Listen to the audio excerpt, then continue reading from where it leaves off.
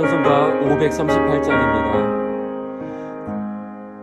죄짐을 지고서 고나거든 내 마음속에 주 영접하며 새 사람 되기를 원하거든 내 구주를 영접하라. 의심을 다 버리고 구주를 영접하라. 마음 다 열어놓고 내 구주를 영접하라. 정결케 되기를 원하거든 내 마음속에 주 영접하며 생명수 마시기 원하거든 내 구주를 영접하라. 아멘. 의심을 다 버리고 구주를 영접하라. 마음 다 열어놓고 내 구주를 영접하라.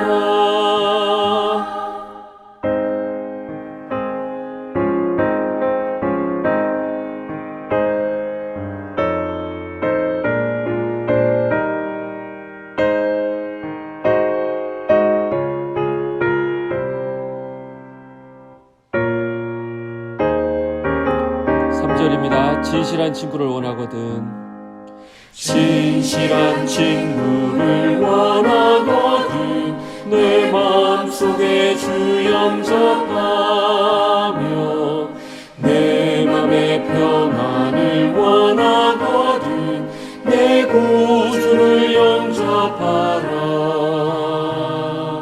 의심을 다 버리고 구주를 영접하라. 마음 다 열어놓고 내 구주를 영접하라. 즐거운 찬송을 하려거든 내 마음속에 주 영접하. 평안한 복지에 가려거든 내 구주를 영접하라. 의심을 다 버리고 구주를 영접하라. 마음 다 열어놓고 내 구주를 영접하라. 마태복음 11장 1절에서 6절 말씀.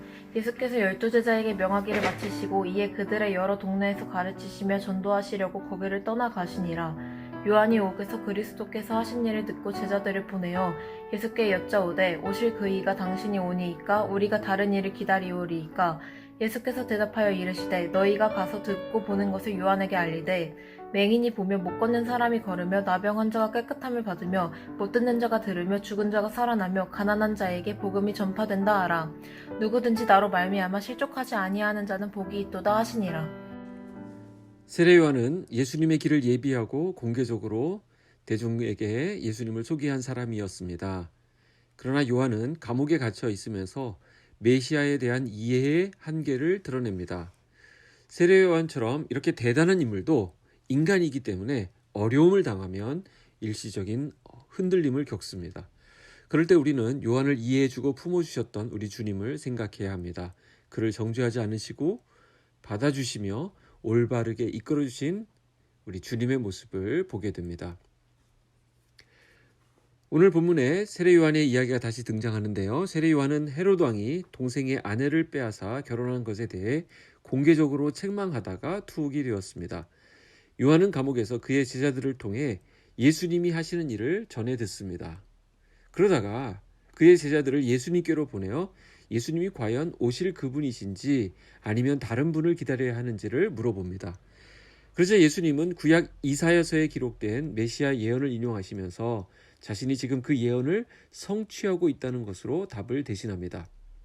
예수님은 요한이 한 질문의 성격을 간파하시고 누구든지 나로 말미암아 실족하지 아니하는 자는 복이 있도다라는 말씀을 덧붙여 하십니다. 이것은 지금 세례 요한이 실족할 찰나에 있음을 암시해 주는 말씀입니다.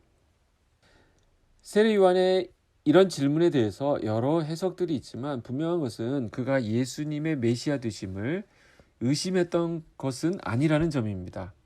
그는 예수님이 세상 죄를 지고 가는 하나님의 어린 양이며 하나님의 아들 그리고 하나님이 보내신 분이라는 분명한 확신이 있었습니다. 그리고 그것을 선포했습니다.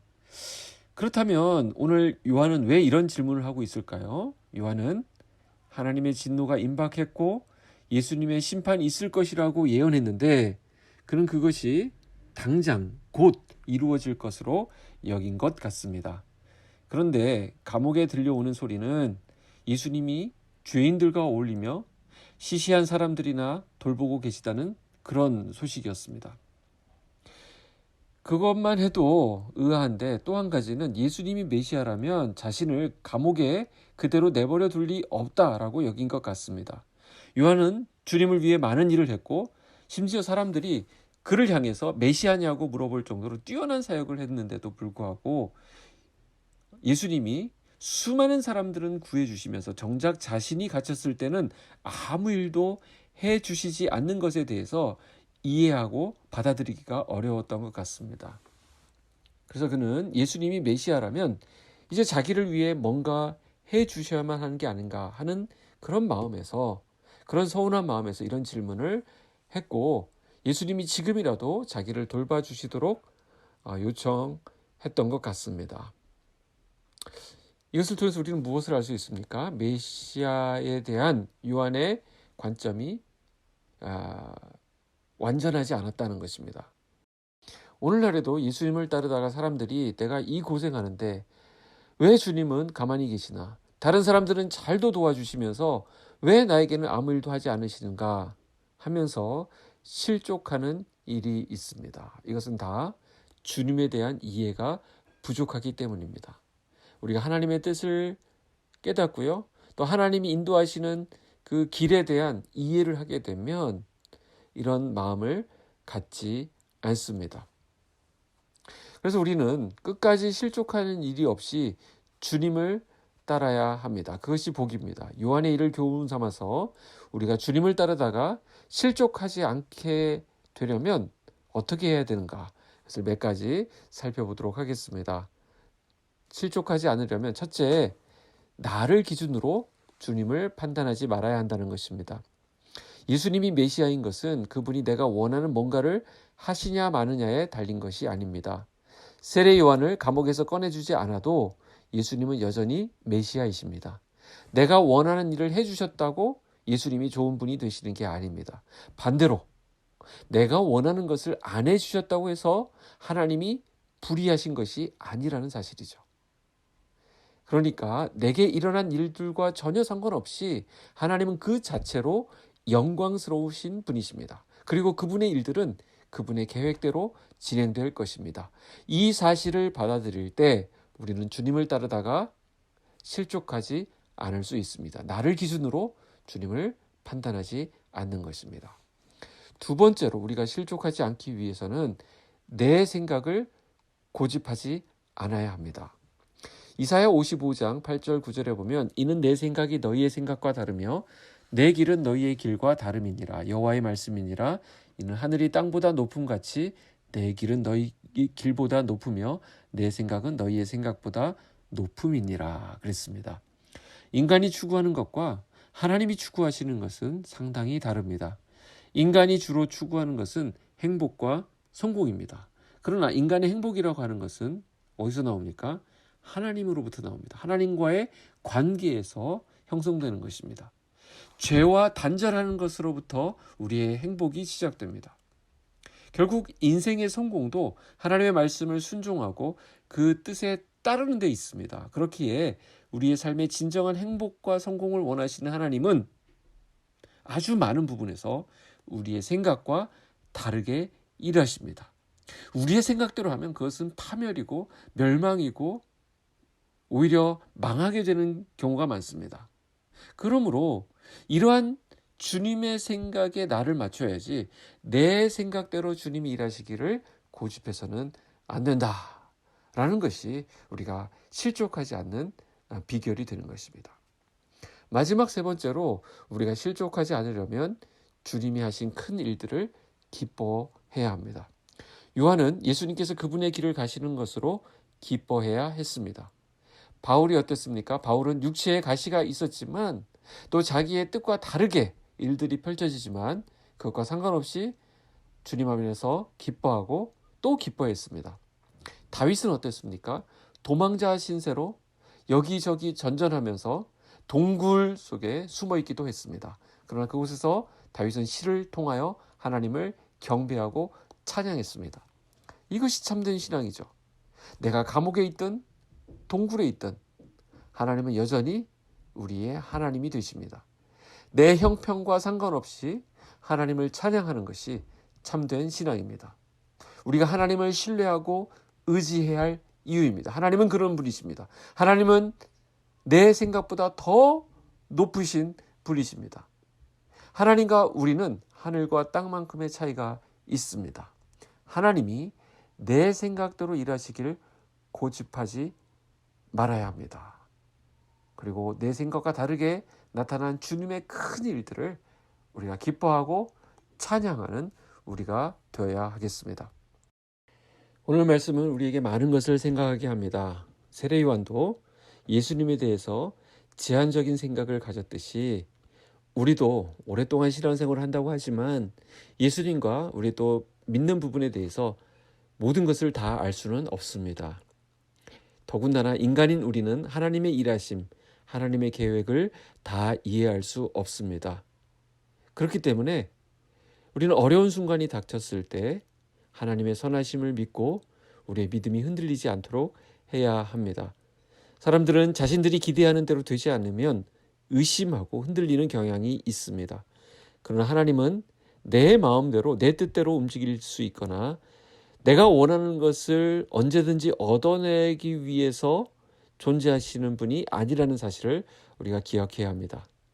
그분의 선하신 뜻을 믿고 지금 당장은 이해되지 않더라도 모든 것이 합력하여 선이 되도록 이루어 가시는 우리 주님을 신뢰하고 기다리는 저와 여러분이 되기를 축복합니다. 기도하겠습니다.